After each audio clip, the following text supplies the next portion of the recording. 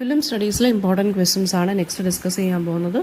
Film സ്റ്റഡീസിലെ first question എന്ന് പറയുന്നത് നമ്മൾ ക്വസ്റ്റ്യൻ പേപ്പേഴ്സ് വെച്ചിട്ട് യൂണിവേഴ്സിറ്റി ക്വസ്റ്റ്യൻ വെച്ചിട്ടാണ് കേട്ടോ പറയുന്നത്.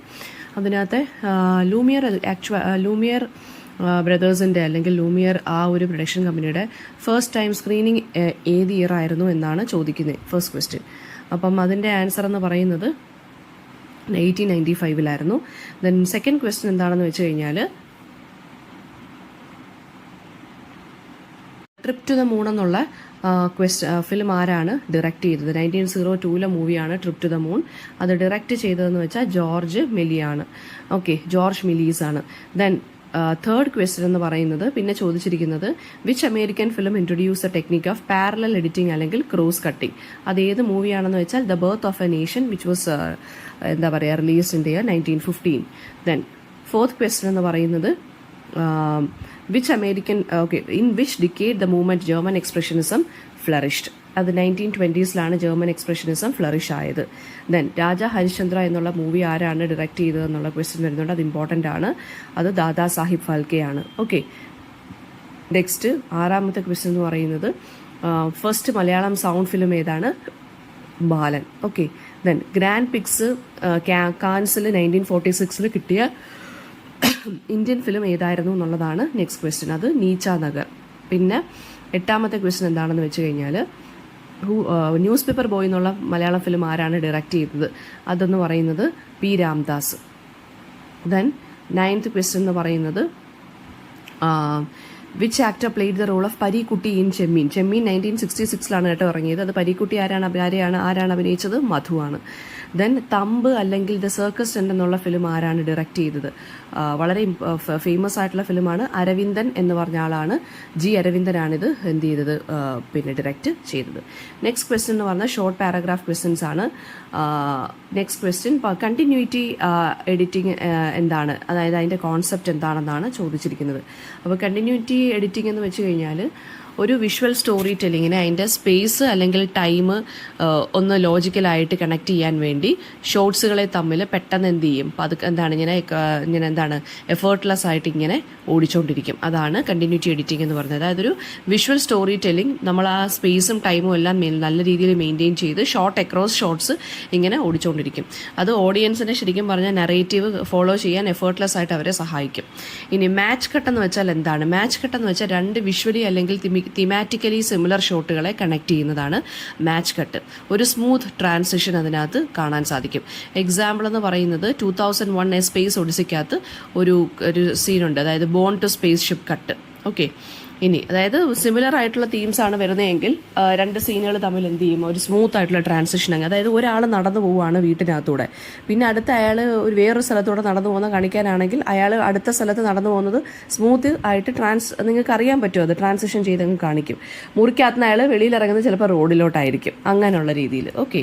ദെൻ 13 കീ ലൈറ്റിൻ്റെ ഇമ്പോർട്ടൻസ് എന്താണ്? കീ ലൈറ്റ് എന്ന് വെച്ചാൽ പ്രൈമറി ആയിട്ട് ഇലുമിനേഷൻ കൊടുക്കുന്നതാണ്, സബ്ജക്റ്റിനെ ഷേപ്പ് ചെയ്യുന്നു. അതുപോലെ തന്നെ ഫിൽ ലൈറ്റ് എന്ന് വെച്ചാൽ ഷാഡോസിനെ റെഡ്യൂസ് ചെയ്യുന്നു, അതിനെ ഒന്ന് ആ ഒരു ഏരിയ ഒന്ന് ബാലൻസ് ചെയ്യുന്നു. എക്സ്ട്രീം ലോങ് ഷോട്ട് എന്ന് വെച്ചാൽ എന്താണ്? വാസ്റ്റ് ലാൻഡ്സ്കേപ്പ് അല്ലെങ്കിൽ വാസ്റ്റ് എൻവയോൺമെന്റിനെ ക്യാപ്ചർ ചെയ്യുന്നു.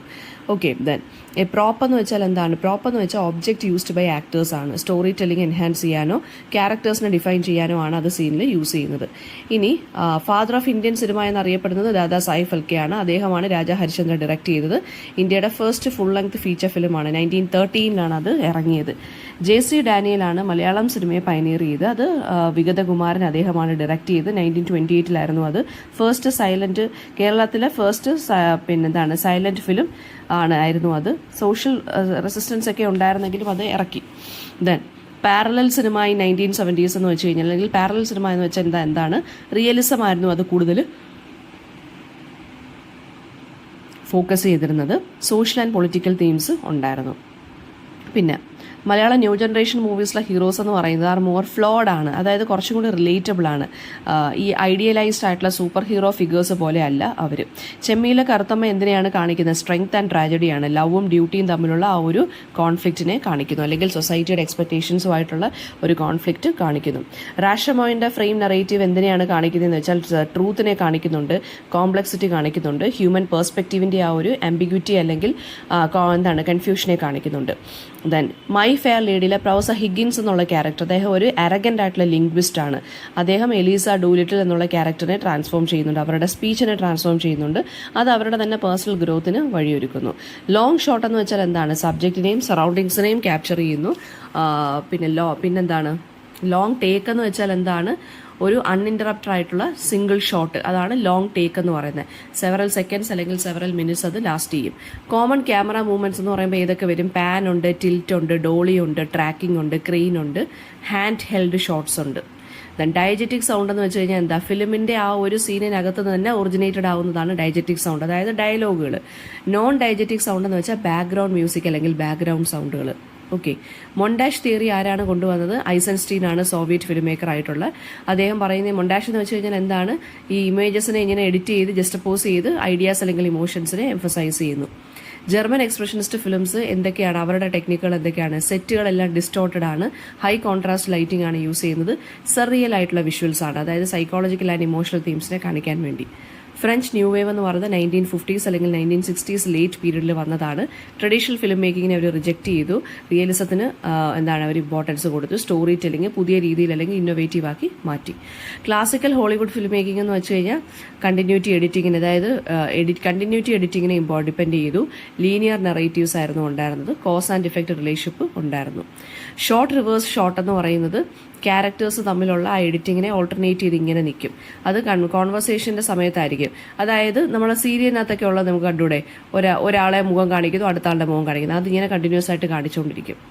അതൊരു ഇമോഷണൽ എൻഗേജ്മെന്റ് കാണിക്കാൻ വേണ്ടിയാണ്. പിന്നെ മിസോസീനും അതിൻ്റെ കമ്പോണൻസ് എന്താണെന്നുള്ളത് ഇമ്പോർട്ടൻ്റ് ആണ്. പിന്നെ ഫ്രഞ്ച് ടേമാണ് മിസോസീൻ എന്ന് പറയുന്നത്. പ്ലേസിങ് ഓൺ സ്റ്റേജ് എന്നാണ്.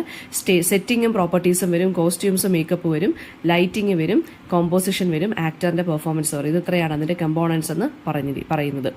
ചെമ്മീൻ്റെ നറേറ്റീവ് എന്താണെന്ന് വെച്ചാൽ അത് മിത്ത് ഓഫ് ചേസ്റ്റിറ്റിയിലാണ് ഡിപ്പെൻഡ് ചെയ്തേക്കുന്നത്. മിത്ത് ഓഫ് ചേസ്റ്റിറ്റി എന്ന് വെച്ച് കഴിഞ്ഞാൽ എന്താണ്? കടലിലോട്ട് ഭർത്താക്കന്മാർ പോകുമ്പോൾ കരയിലിരിക്കുന്ന പെണ്ണുങ്ങൾ ചേസ്റ്റായിട്ട് അല്ലെങ്കിൽ വിർച്വസ് വുമൺ ആയിട്ടിരിക്കുക, വേറെ ആണുങ്ങളുമായിട്ട് അടുപ്പത്തിലാവാതിരിക്കുക. അങ്ങനെ അടുപ്പത്തിലായി കഴിഞ്ഞാൽ മറ്റു കടലിൽ പോയ ഭർത്താക്കന്മാരെ കടലമ്മ കൊണ്ടുപോകുമെന്നാണ് പറഞ്ഞേക്കുന്നത്. സോ അതാണ് ചെമ്മീനകത്തുള്ള നെറേറ്റീവിനെ ബേസ് ചെയ്തിരിക്കുന്നത്. അത് ഈ ഫിഷർ ഫോക്കിൻ്റെ ഇടയിലുള്ളൊരു മിത്താണത്. ലവ്, ട്രഡീഷൻ ആൻഡ് ട്രാജഡി കൂടി ഇന്റർട്വൈൻ ചെയ്തിട്ടുള്ളതൊരു സ്റ്റോറിയാണിത്. സി എന്ന് പറയുന്നത് ശരിക്കും പറഞ്ഞാൽ ബോത്ത് സെറ്റിംഗ് ആൻഡ് മെറ്റഫറാണ്, ക്യാരക്ടറിൻ്റെ ഫേറ്റിനെ ഇൻഫ്ലുവൻസ് ചെയ്യുന്നു. ഇറ്റാലിയൻ നിയോ റിയലിസം എന്ന് വെച്ച് കഴിഞ്ഞാൽ പോസ്റ്റ് വേൾഡ് വാർ 2 സമയത്ത് ഉണ്ടായിരുന്നതാണത്. ഓർഡിനറി പീപ്പിളിൻ്റെ സ്ട്രഗിൾസിനെ കുറിച്ചും സൊസൈറ്റിയിലെ കാര്യങ്ങളും ഓപ്പറേഷനെ കുറിച്ചൊക്കെയാണിത് പറഞ്ഞു പോയേക്കുന്നത്.